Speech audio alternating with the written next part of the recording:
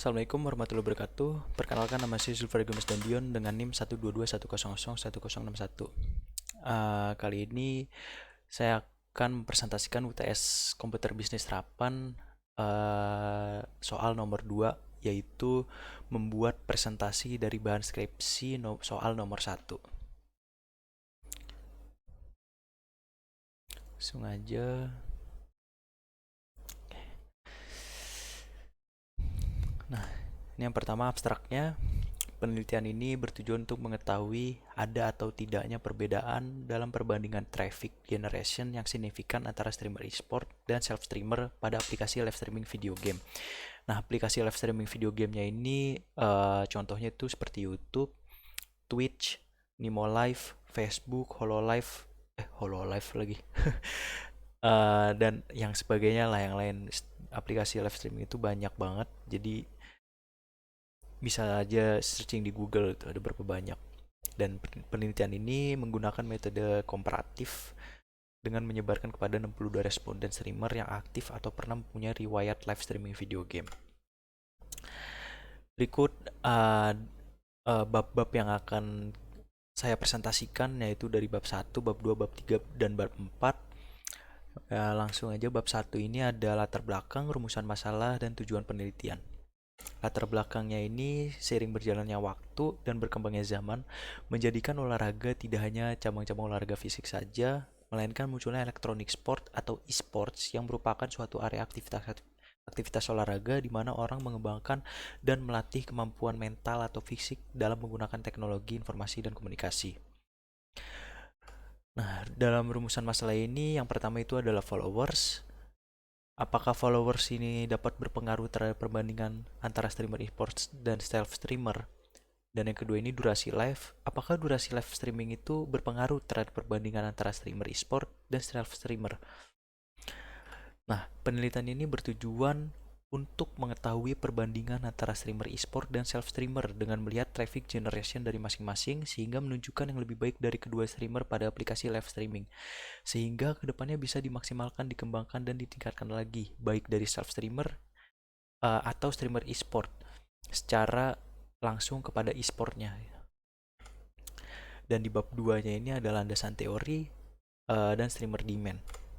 Landasan teori ini dalam era digital pada saat ini ya, maka perkembangannya itu dari segi marketing pun beralih menggunakan digital, atau juga bisa disebut digital marketing, yang sudah banyak digunakan oleh berbagai macam industri, yang menjadi aspek pentingnya salah satunya adalah traffic generation.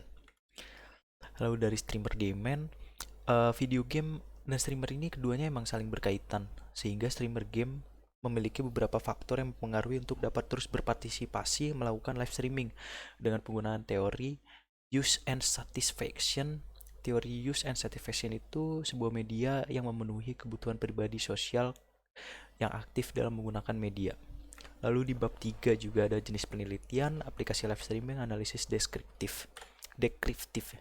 Nah, untuk jenis penelitian ini, metode komparatifnya itu penelitian yang membandingkan keberadaan suatu variabel atau lebih pada dua atau lebih sampel yang berbeda.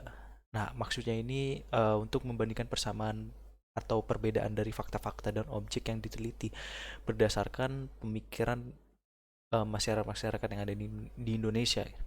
Dan penelitian ini diorientasikan untuk mengetahui serta menganalisis perbedaan atau membandingkan antara pengikut dan durasi live streaming juga. Lalu aplikasi live streaming yang tadi udah disebutkan ini memang banyak ya, untuk mengintegrasikan siaran tradisional dalam game online yang dikemas dalam suatu aplikasi maupun situs website gitu. Aplikasi live streaming video game juga telah dirancang berbeda-beda untuk berbagai cara interaksi, alasan, dan di dalamnya terdapat bermacam-macam komunitas atau jenis streamer, baik self-streamer dan streamer game kompetitif atau streamer e-sport. Berbagai aplikasi yang sangat populer pada saat ini seperti Nimo TV, Facebook, dan Nono Live. Nah, untuk analisis deskriptifnya ini, objek dalam penelitian ini adalah streamer pada aplikasi live streaming video game, kemudian mengenai identitas responden, serta hasil analisis berdasarkan data yang digunakan adalah 62 responden. Dari data yang diperoleh telah diklasifikasikan mengenai data responden. Karakteristik responden berdasarkan jenis streamer, yaitu pada gambar 4.1.2 dalam bahan skripsinya. Data responden berdasarkan jenis streamer. Dari gambar 2 tersebut terlihat bahwa responden yang terbanyak adalah self-streamer sebesar 60% atau sebanyak 37 streamer. Lalu di bab 4 juga ini ada kesimpulan dan daftar pustaka.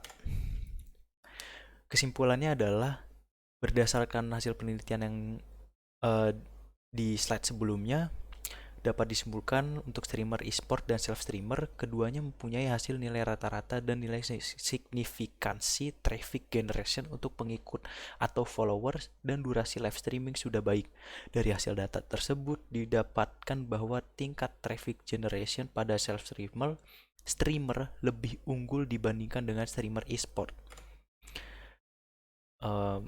Untuk daftar pustakanya tidak ada. Sekian dari presentasi tugas soal nomor 2 ini, UTS Komputer Bisnis Terapan. Kurang lebihnya mohon maaf jika ada salah kata, mohon dimaklumi. Saya Zulfar Gemes Nadion dengan NIM 12210011061.